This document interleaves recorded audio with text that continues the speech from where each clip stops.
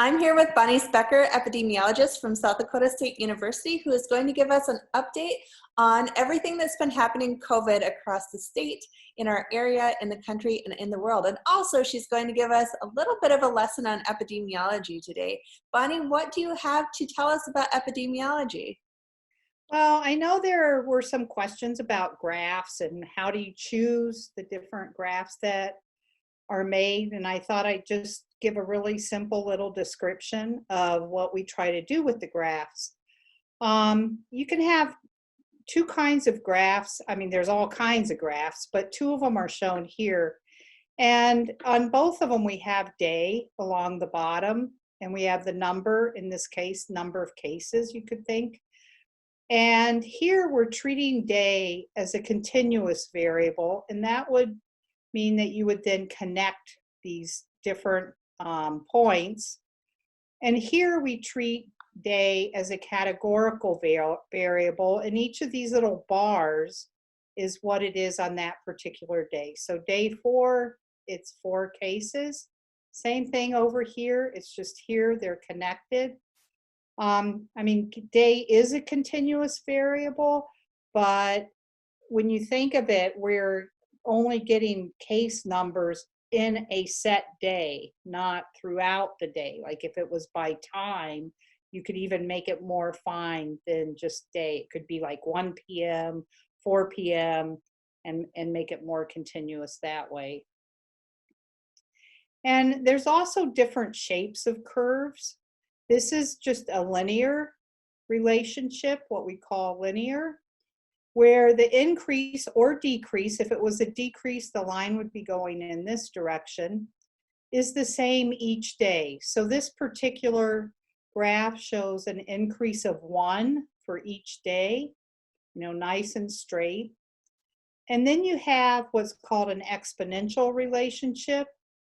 And this is where the increases or decreases, if it was going the other way, it are different each day by a set amounts, a set function, or what we call a function. So here, if you look at between day 6 and 7, I just put this red line to show what the slope of that line is.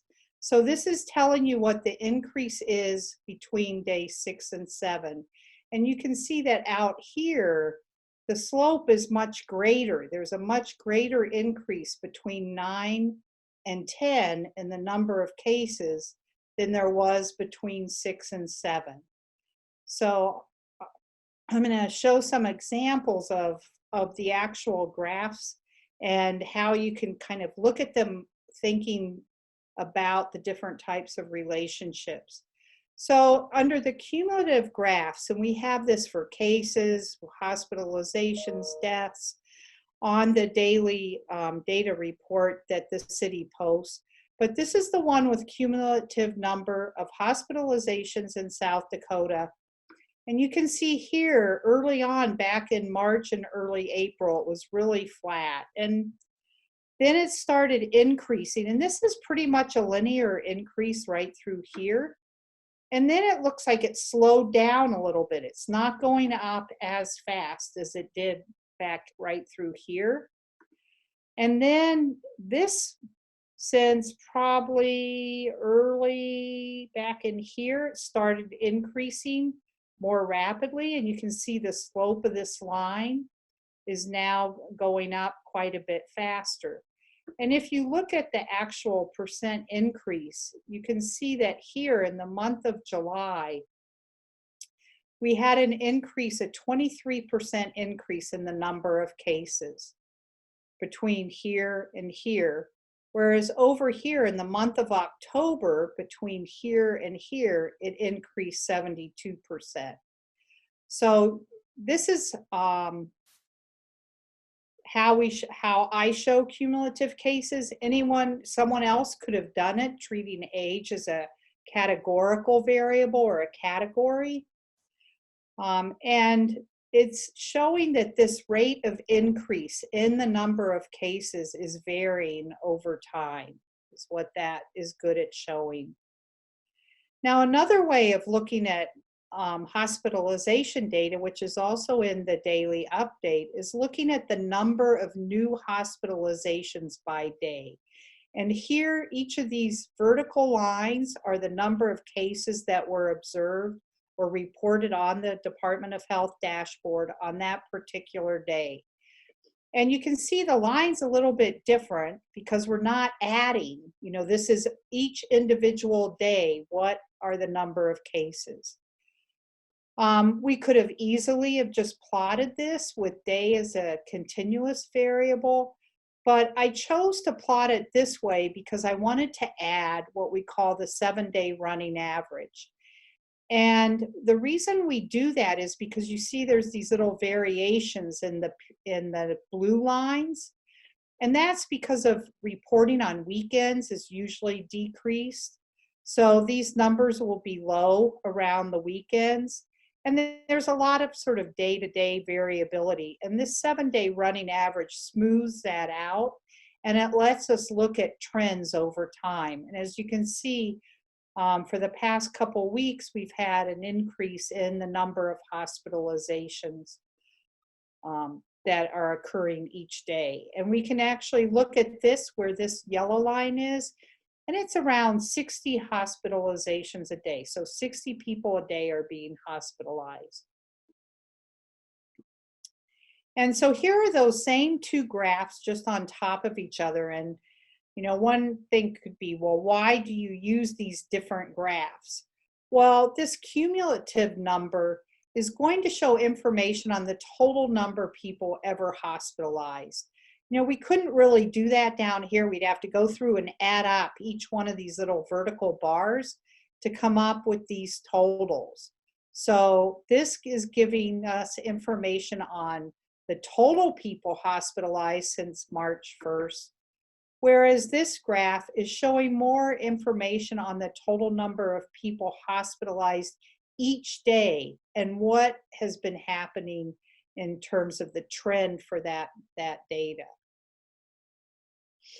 And here, just to show you, I drew this by hand, so I apologize for it looking a little odd, but I just wanted to show you what's going to happen when the cases start declining or the number of hospitalizations.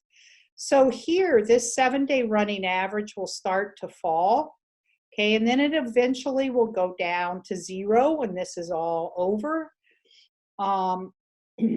And what will happen up here is this, because it's the cumulative or the total to date, is never going to drop down.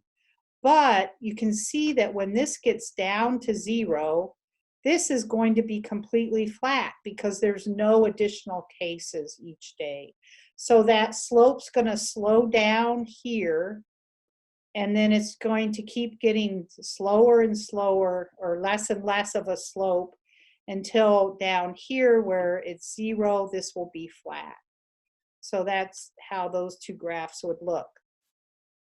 Now there are other types of graphs, and I just picked 2 of these that I really like that are off of SD Jim's Twitter account. He's a physician out in Rapid City, a retired physician.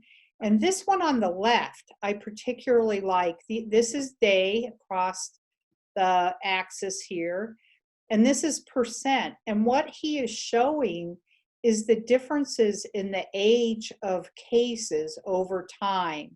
So the green colors are younger individuals, and the lighter green it gets, the younger it gets. And the red are the older individuals, the 60 plus are the orange and red. And then the middle age are the blue. And you can see that early on in South Dakota, a lot of the cases were young. They were in this green section. They're taking up a big chunk. But then over time, this red area has become larger. And this is why we're probably seeing the increase in hospitalizations, because that's where you get increased, hospitalizations with older ages.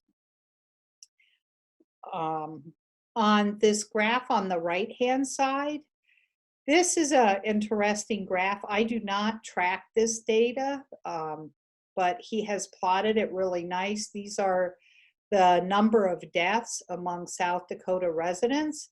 This dark line, again, this bottom is date here along here, and this is the cumulative number of deaths.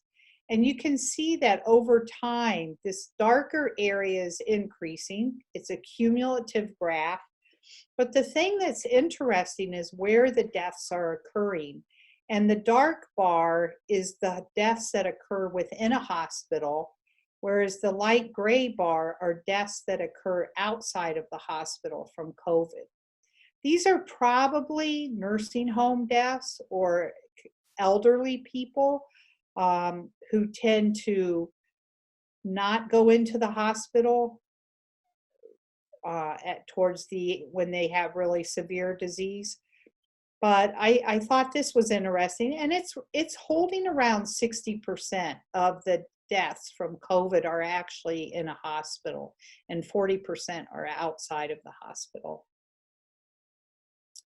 So graphs are essentially used to visualize data, and there are many types of graphs that can be used to convey different aspects of the data or even the same aspects. You can use different types. I think the important thing is to pay attention to the graph title, like what is the graph actually of, and then look at the axes, the x-axis and the y-axis, and make sure you understand what it is that is being graphed. And I think that it's probably the best lesson on interpreting graphs.